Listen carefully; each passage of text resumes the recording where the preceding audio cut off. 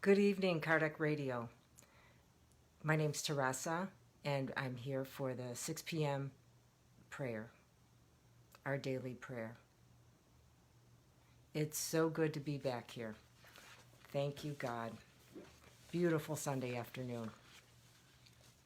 I just want to remind everybody that Kardec Radio has beautiful programs every day, throughout the day, and you can go to the website, you can go to the app, and they very nicely have listed out all the daily programs for children, the virtual passes, the different studies that are available, and as well our 6 p.m. prayer. Hello, Gabriel Inacio. Thank you for joining. And thank you for all of those. I cannot see your name, but please know you are welcome. John DeRosa, hello. Beautiful friend. Okay, so the prayer today is taken from the book of Endearing Gems by Francisco the name of the book is Endearing Gems from Francisco Cândido Xavier. It was compiled by Josara Korngold and Marie Levinson. And this is going to be on page 34. The title of the message is The Oldest One. And it's an excerpt from the book Chico de Francisco. The Oldest One. Hello, Estella and Anna, Nora Brazil. Thank you all for joining. So nice to see you. Dulcie, hello, good friend. The Oldest One. A lady who was a pass giver for many years in a Spiritus center approached Chico and asked him whether she was not too old and too tired to continue this task, and added, "Look, I would like Emmanuel's opinion, okay?" And the great apostle answered, "Chico, tell our sister that the oldest among us all is God, and that he is still not tired." Beautiful message, right? Hello, Anna Paula. I think this is a wonderful message to hear, because so often in life we think that as we age, or especially as we age, we think we become privileged and we can rest now and let the younger people do the work. And so this is a really very direct and simple message and a good reminder. And two things immediately come to mind when I read this passage. One was the book Jesus in the Home, chapter 39. It's a story that Jesus tells to the apostles about the power of darkness.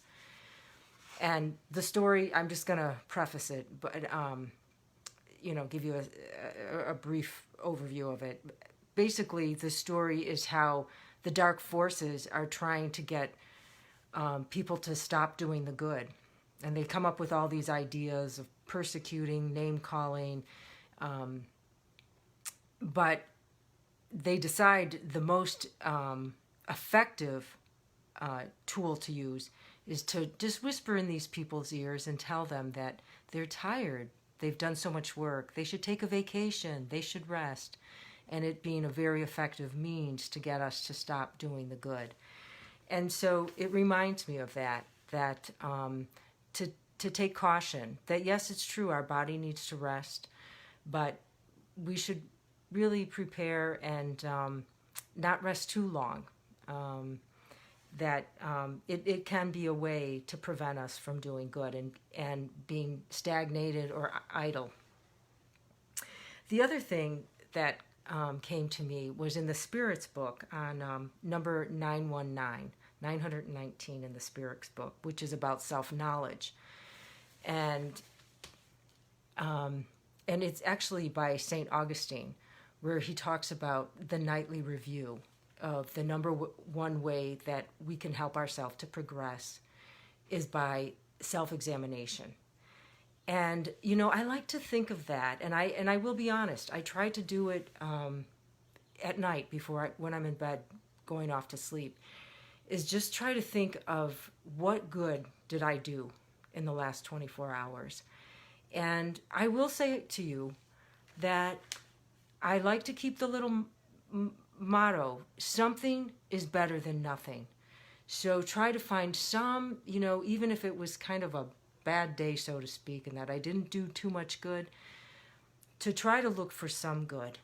And if I am coming up short, then I know where I can be good.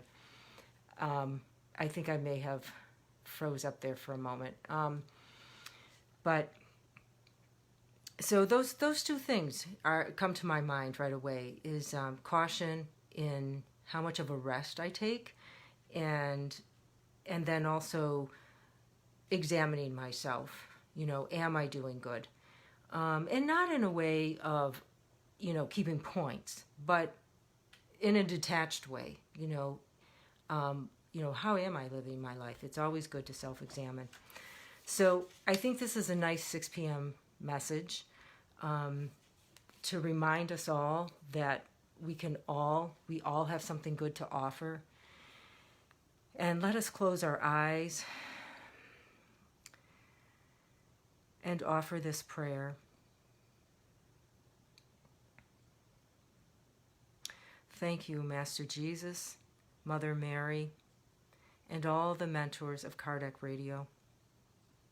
We are so grateful for all the goodness that has been done to us. Please, let us pay this forward in whatever small way, remembering that something is always better than nothing. A friendly smile, a nice hello, picking up trash, opening the door for someone. There is always something to be done for the good. Let us send our prayers for those who are recovering from the virus. Maybe those who are testing positive, may they feel some comfort in their heart. And let us all remember to focus on certainty. What is it that we are certain of?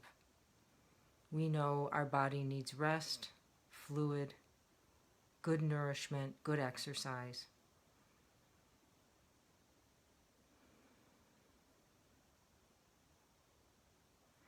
Thank you that we should have this day, a day for another opportunity that we can practice the good.